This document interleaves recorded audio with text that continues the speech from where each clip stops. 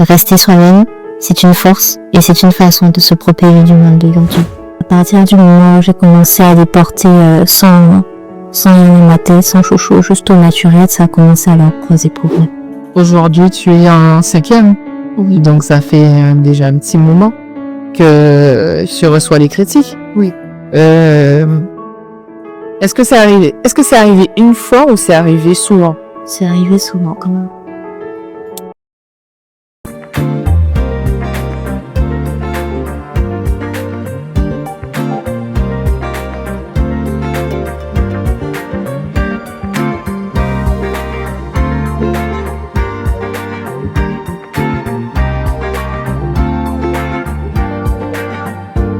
Bonjour, je m'appelle Kelana.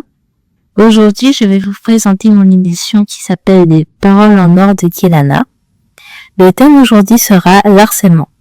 Et je suis accompagnée de ma mère, Kali. Bonjour. Alors, aujourd'hui, tu parles du harcèlement, c'est bien ça? Oui. Et on est vraiment sur un sujet précis, ce sont tes cheveux. C'est bien ça. Donc, aujourd'hui, moi, je vais te poser quelques questions. La première question sera, que représentent tes cheveux pour toi?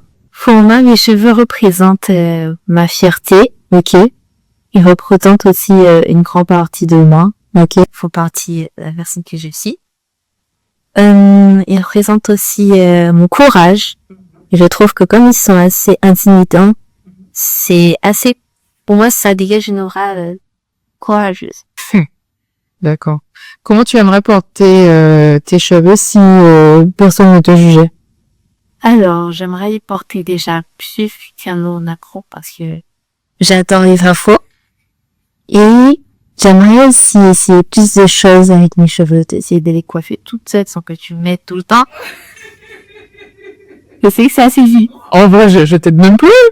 Oui, mais j'aimerais essayer de faire des choses comme des petites traces de vent, des choses comme ça. Des trucs comme ça, ok. Toutes seules. Un peu plus sophistiqué, quoi. Oui.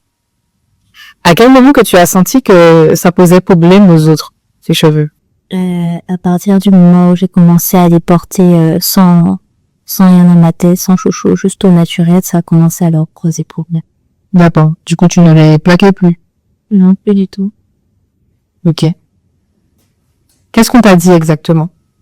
Ils faisaient pas naturel. D'accord. Et on m'a dit aussi que ça m'allait pas, ou à l'école surtout, et que c'était pas professionnel, et que c'était pas une idée de venir comme ça à l'école, parce que ça dérange les autres et tout. Et on m'a dit aussi que c'était moche, que ça m'allait pas. D'accord.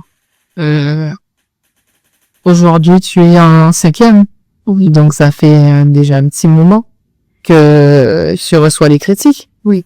Est-ce que c'est arrivé une fois ou c'est arrivé souvent? C'est arrivé souvent, quand même.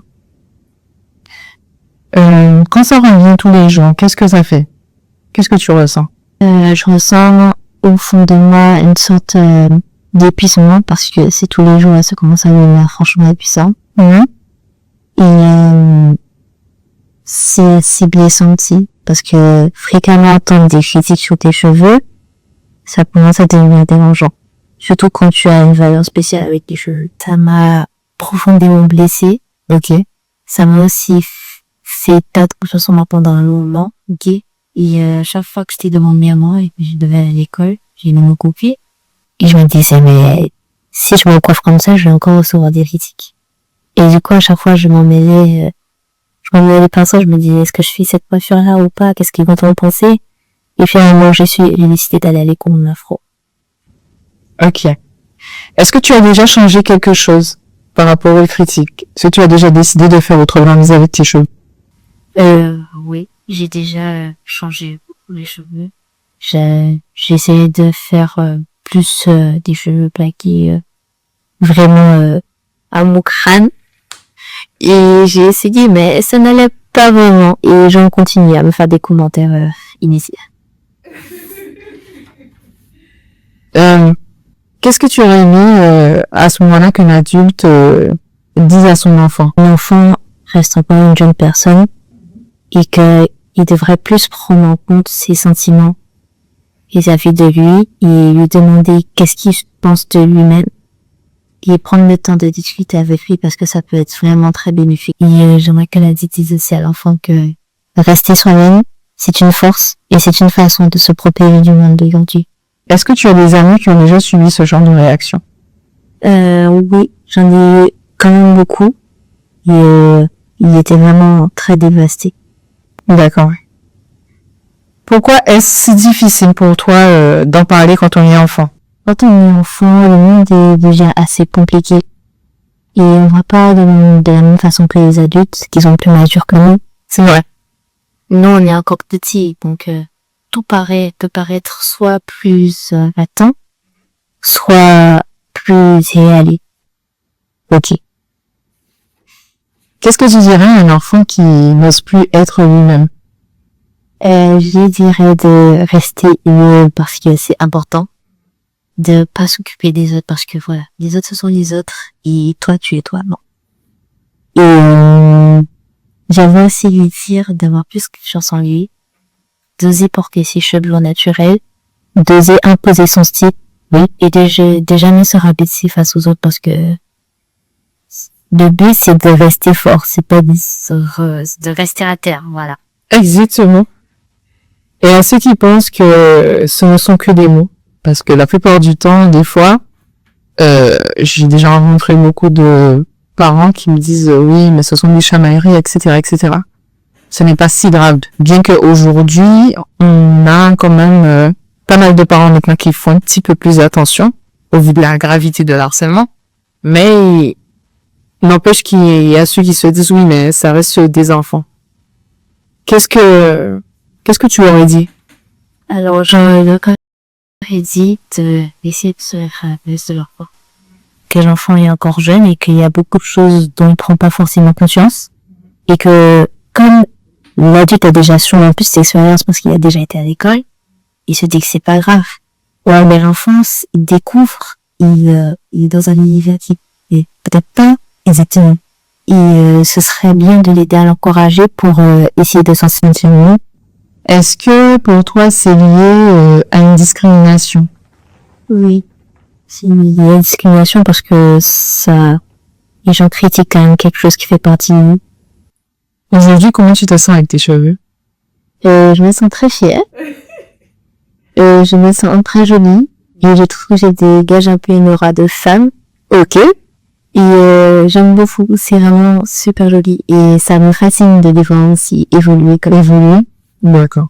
Pour finir, qu'est-ce que tu aimerais dire à une jeune fille qui veut faire pareil que toi, qui veut porter ses cheveux mais qui reste quand même dans le doute? Quel petit message que tu aimerais faire passer?